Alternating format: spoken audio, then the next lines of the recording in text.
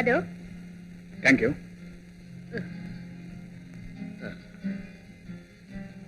ஏப்பா நீதானே சின்னையா? ஆமாங்க. நீங்க யாரு? நான் யாரு எதுக்காக வந்தேன்னு சொல்றதுக்கே நாக்கு கூசுதப்பா. சும்மா சொல்லுங்க. கார் விபத்து நடந்தது இல்ல, அதுதான் உன் கண்ணு கூட போச்சே. அதுக்கு நஷ்ட ஈடா ஏதாவது பணம் தரலான்னு வந்தேன். நஷ்ட ஈடா? ஆமா, பணத்தால போன உயிர் திரும்பாதுதான். இருந்தாலும் கடமைன்னு ஒண்ணு இருக்கு. நீ பணத்துக்கு ஆசைப்பட மாட்டேன்னு எனக்கு நல்லா தெரியும். இது மனசு கேட்க மாட்டேங்குது. தரட்டுமா? கொடுங்க. உண்மையிலே கேட்கறியா? ஆமா, கொடுங்க. எங்க? ஏய் அயோக்கிய பயலே, உன் உயிரை வாங்க என்கிட்ட கார்லடா கை இருக்கு. ஐயோ, கார் ஓட்டுல நான் இல்லப்பா, அது வேறொருத்த. நீ இல்லையா? ஏய் ஏய், எங்களை இந்த கதிக்கு ஆளாக்குனானே அவனை எனக்கு நல்லா தெரியும்டா. போய் அவங்கிட்ட சொல்லுடா, என்னைக்காவது ஒரு நாள் அவனை பழிக்கு பழி வாங்கல. என் பேரு சின்னையா இல்லடா. போ போய் சொல்லுடா அவங்கிட்ட. போடா.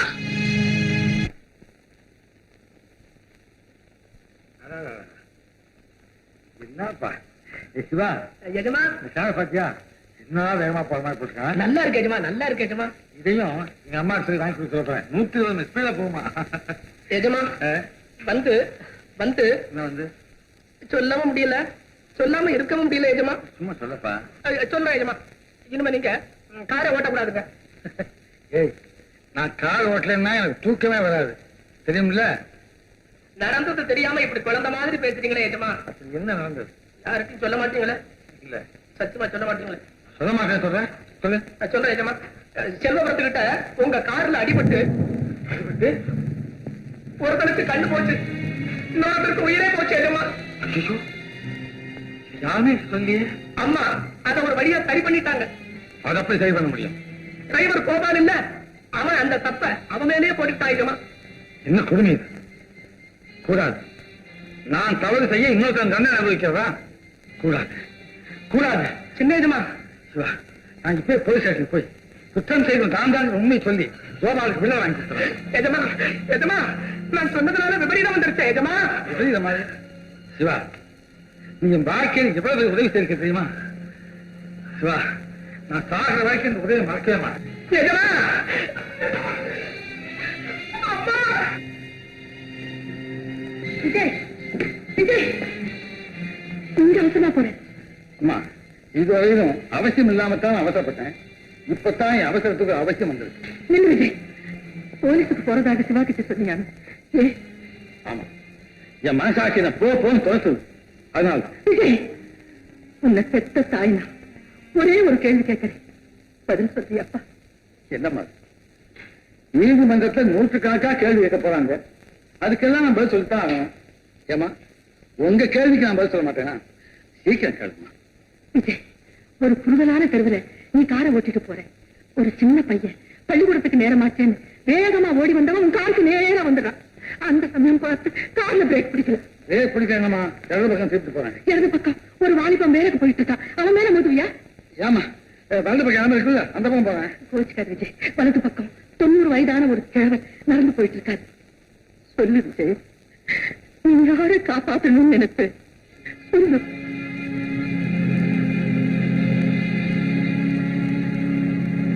விஜய், அம்மா, இந்த மாதிரி கேள்விகளை நான் பேச முடியாது. சொல்ல முடியும், ஆனா நீ அதை விரும்பல. ஏன்னா நீதான் குற்றமே செய்யலையே. என்னம்மா சொல்றீங்க? நான் குற்றமே செய்யலையா? ஆமா விஜய், பச்சை பிள்ளைங்க தன் நிழலை பார்த்து பயப்படுற மாதிரி நீ உன்னை பத்தி ஏதோ தப்பா கற்பனை பண்ணிக்கிட்டு கலங்குற. விஜய், நடந்ததை கொஞ்சம் யோசிச்சு பாருப்பா.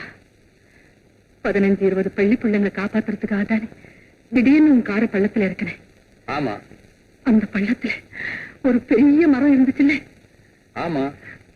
அந்த மரத்துல உன் கார் மோதிருந்தா உன் உயிருக்கு ஆபத்துன்னு கொஞ்சமாவது நினைச்சு. அது எப்படிமா? என் ஒரு உயிரை பத்தி கவனிச்சா அந்த 10-15 குழந்தைகள் உயிரிழந்து போயிருக்கும். அதைத்தான்ப்பா நானும் சொல்றேன். நான் உனக்கு மட்டும் தாயா இருந்து பேசுறேன்னு நினைக்காது. உயிரை இருந்தவனுக்கும் கண்ணை இருந்தவனுக்கும் உன்னால காப்பாற்றப்பட்ட அந்த பிஞ்சு குழந்தைகளுக்கும் நானே தாயா இருந்து பேசுறேன். நான் சொல்றதை நம்பு விஜய். விஜய், உன் உயிரை பத்தி கூட கவலைப்படாம, உன்னை உயிருக்குயிரா நினைக்கிற உன் தாயின் உயிரை பத்தி கூட கவலைப்படாம 20 பிஞ்சு குழந்தைங்களுக்கு உயிர் பிச்சை கொடுத்திருக்கிறப்பா நீ. எத்தனையோ வீட்டுல ஏற்பட இருந்த அழுக்குறலை தடுத்து நிறுத்திருக்க. இவ்வளவு இறக்க உள்ளம் படிச்ச நீயா அந்த கிராமத்து ஆளுங்க மேல வேணும்னு காரம் மோதிருப்ப. அம்மா, அப்படிப்பட்ட அரக்கத்தனமான கொடுமையை நான் செய்யவே மாட்டேம்மா.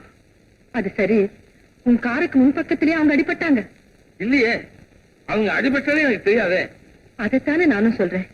அவங்க அடிபட்டதே உன் கண்ணுக்கு தெரியலன்னா கண்டிப்பா அவங்க உன் காருக்கு பின்னால் தானே அடிபட்டிருக்கணும். அப்படித்தாம்மா நடந்திருக்கணும். அதனாலதான் உறுதியா சொல்றேன், நீ குற்றமே செய்யலன்னு. அம்மா, இதையே நான் போலீஸ்னு சொல்றேன். சட்டப்படி என்ன செய்யணுமோ செய்யட்டும். ஐயோ, அது மட்டும் வேண்டாம் விஜய். சில சமயங்கள் சந்தர்ப்ப சாட்சியங்களை வச்சு பாதகமா முடிவு பண்ணிடுவாங்க. எனக்கு என்னமோ பயமா இருக்கப்பா. நீ வீட்டிலே இருந்துடு. அம்மா, என்ன மன்னிச்சிருங்கம்மா. நான் எப்படி சட்டத்தை சந்திச்சே ஆகணும்.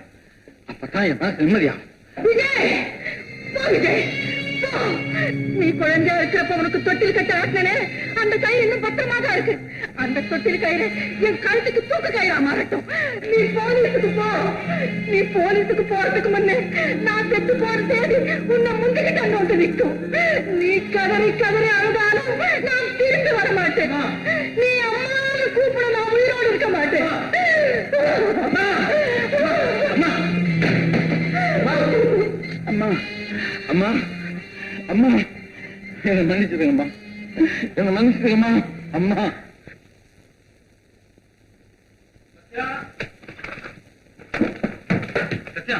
அவங்க பணம் வாங்கிட்டாங்களா? கொடுத்துட்டேன். கண்ணு வந்துருமா? அந்த பணத்தால கண்ணையும் சரி பண்ணிக்கிட்டு 4 ஏக்கர் நிலத்தையும் வாங்கிடுன்னு சொன்னாங்க. அப்படியா? அந்த இடத்துடைய சம்சாரம் உன்னை பத்தி என்ன சொன்னாங்க தெரியுமா? பாவம், அவருக்கு தெரியாம நடந்து போனதுக்கு அவர் என்ன செய்வாருன்னாங்க. சத்தியம், இப்பதான்ப்பா எனக்கு ஓரளவாக நிம்மதி ஏற்பட்டிருக்கு. ஆமா, கோபா தங்கச்சி கல்யாணத்துக்கு 25,000 ரூபாய் கொடுத்துனாங்க. கொடுத்துட்டாரு. இந்த அதிகாரம் நான் கொடுத்தேன். 25,000 ரூபாய். விஜய், இந்த விஷயத்துல உன் மனசு எப்படி துடிக்கும்னு எனக்கு தெரியாது. சத்தியம், அம்மா வேதனையோட காத்திருப்பாங்க. எங்க அம்மாவும் தான் காத்துட்டு இருக்காங்க வேதனையோட. என்னப்பா சொல்றீங்க? விஜய், நீ எனக்கு எவ்வளவோ செஞ்சிருக்கிற. நான் எப்படி சொல்றது? அவசரமா ஒரு 5,000 ரூபாய் தேவை. தேங்க்யூ. ஓ மரகதா,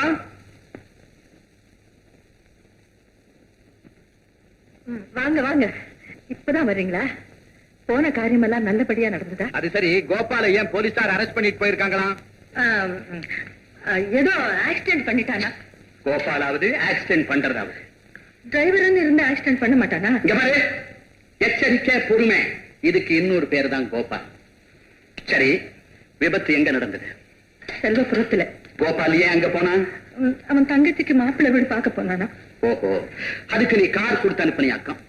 ஆமாங்க, ஏதோ கேட்டா கட்ட முடியல, கொடுத்து அனுப்புனேன். எந்த கார? உன் புத்திர சிகாமணி புதுசா வாங்கியிருக்கானே அந்த காரைய? ஆமா.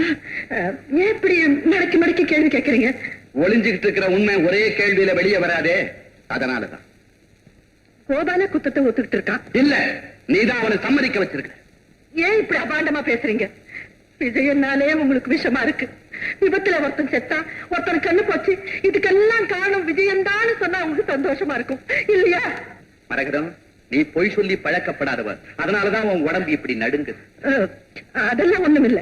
நான் என்ன கொலையா பண்ணிட்டேன்? சந்தேகம் என்ன? நியாயத்தையும் மனசாட்சியும் நீ கொலைதான் பண்ணிக்க. எங்க என் மேல ஆணையா சொல்லு. உன் இதயத்துக்கு பக்கத்துல 30 வருஷமா வாசம் பண்ற இந்த தாலி மேல சத்தியமா சொல்லு. கொலைகாரன்.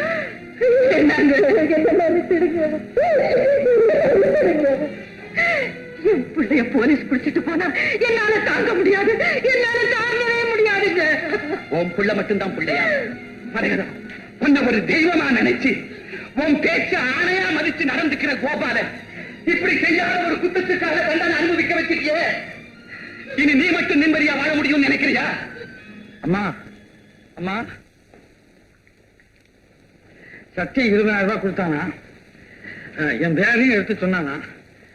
எதிர்பாராம நடந்த விபத்துன்னு தெரிஞ்சதுனால அவங்க சமாதானம் அடைஞ்சு சமாளித்து வந்துட்டாங்களா?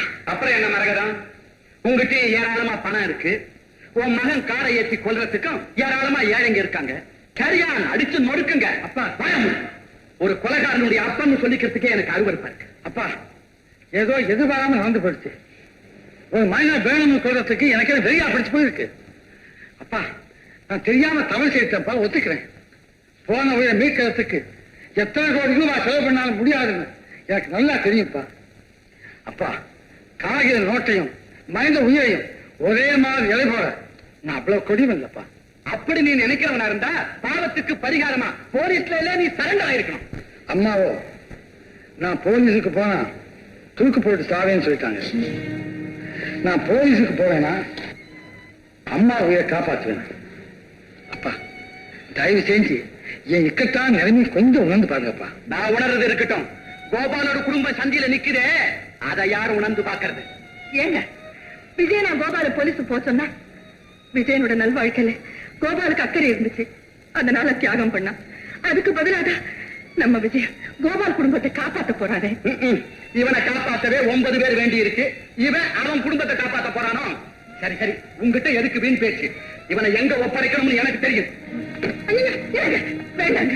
போலீஸ் போன் பண்ணாதீங்க, கொண்டாதீங்க, தயவு செய்து என்ன கொண்டாதீங்க. அம்மா அதை தடுக்காதீங்க. விஜய் நான் சொல்றேன் கேளுங்க. அப்பா போலீஸ் போன் பண்ணுங்க, நான் தயார். கேட்கலாம். ஓஹோ நீங்க போன் செய்ய வேண்டாம், நானே போன் பண்றேன். ஐயா, விஜய் விஜய் வாப்பா. அம்மா நான் சொல்ல கேளுங்கம்மா. ஐயோ நான் சொல்றது கேளு வாப்பா. இப்படி ஒரு பிள்ளைய கத்தருக்கு நான் இன்னும் என்னென்ன அனுபவிக்க வேண்டி வரும்? எல்லாம் என் தலையெடுத்து. அப்பா உங்களை ரொம்ப வேண்டி கேட்டுக்கிறேன், தயவு செஞ்சு என் மனசு புண்படுத்தாங்க. மனசு மகா மனசு. ஐயோ நீங்க தான் சும்மா இருங்களேன். அம்மா அவர் ஏன் இப்படி பேசான்னு உங்களுக்கு தெரியல. ஏன்பா நான் இந்த வீட்டில் இருக்கிறது உங்களுக்கு துணையா இருக்குல்ல, கவலைப்படாதீங்க. நான் இந்த நிமிஷமே இந்த வீட்டை விட்டு போவேன்.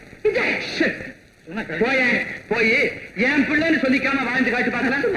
உங்க பிள்ளைகள் மட்டும் இல்லப்பா, உங்க அப்பாவோட பேரன் கூட சொல்லிக்காம என்னால வாழ்ந்து காட்ட முடியும். அப்பா என்னால உழைக்கவும் முடியும், ஒழுங்கா பிழைக்கவும் முடியும். Good bye.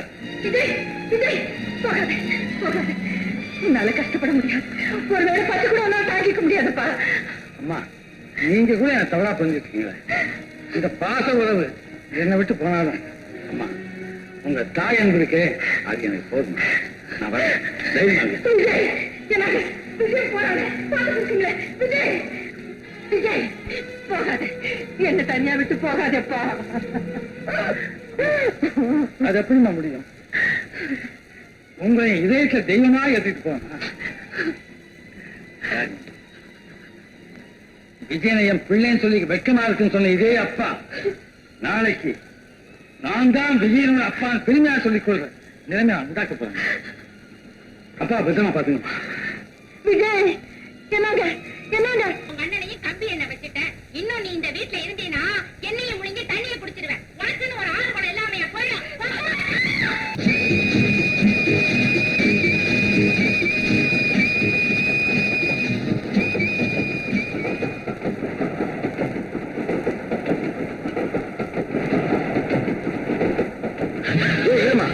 என்ன விடுங்க என்ன விடுங்க. வாழ வேண்டிய வயசுல நீயமா சாகணும். நான் வாழ்ந்து யாருக்கு லாபம்? இங்க நீங்க சின்ன இல்ல, ஒரு காலத்துல அப்பதான் அழைச்சிருந்தாங்க. அதுக்கு நீ யாருமா? உங்க டிரைவர் கோபாலோட தங்கச்சி. நீ ஏமா இந்த முடிவுக்கு வந்த? எங்க அண்ணன் ஜெயிலுக்கு போன உடனே அண்ணி அந்த வீட்டை விட்டு துரத்துடுச்சு. சாவறதை தவிர எனக்கு வேற வழி இல்லை. ஏமா அண்ணன் நான் இருக்கேம்மா, நீ ஏமா சாகணும்? சரி வாமா.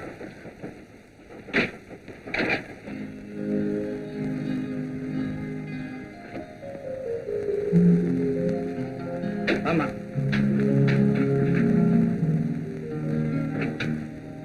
தங்கச்சி இங்கே இரு, நான் உங்களுக்கு வெளியே போய் தங்கச்சி கதை சாத்திக்க. நான் சாக எடுத்துட்டு போறேன். நீயா திறந்தா தான் திறக்க முடியும், வெளியே இருந்து யாரும் திறக்க முடியாது. பயப்படாது. அதுமா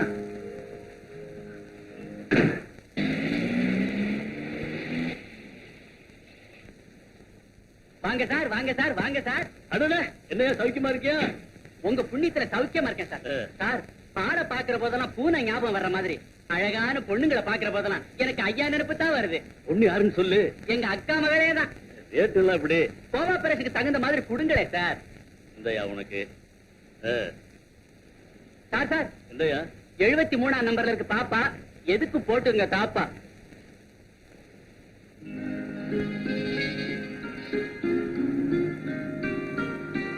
ரொம்ப நன்றி.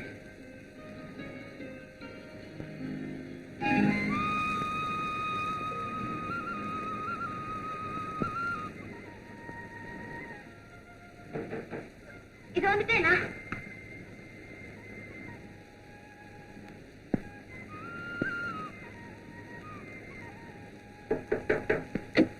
அண்ணா, அண்ணன் இல்லீங்களே. அதனால என்ன? நான் உங்க மாமாவை பார்த்து பேசிட்டு தானே வர்றேன். ஏன் கதை போடுறேன்? ஓஹோ, தொழிலுக்கு நீ ரொம்ப புதுசு போல இருக்கு. பாவி, யார பார்த்து என்ன பேசுறேன்? மரியாதை போகலையே.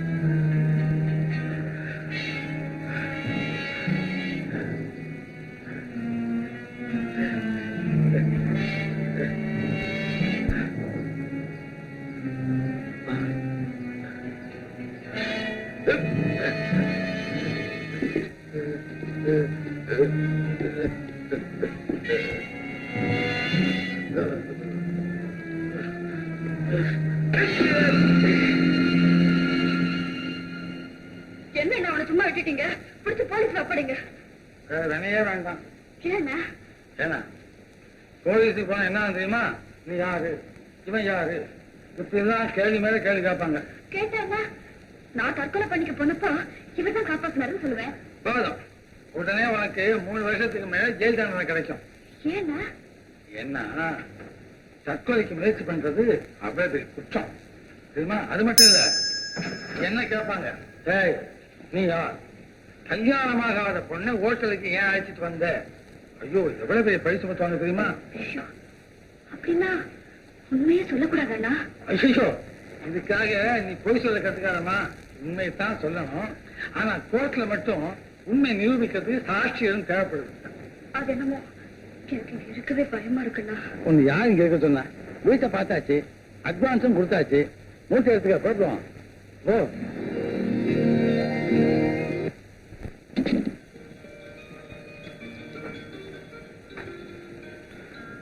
ஏன்டாச்சு, வீடு உனக்கு பிடிச்சிருக்கா? எனக்கு இது பெரிய மாளிகை மாதிரி. ஆனா உங்க வீட்டு கார் ஷெட் கூட இதை விட பெருசா இருக்கும் இல்லையா?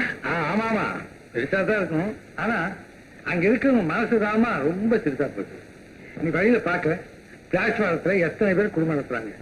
இந்த ஏற்றத்தாழ்வு அறவே இல்லாம போனாதான் இந்த நாடு உறுப்பு.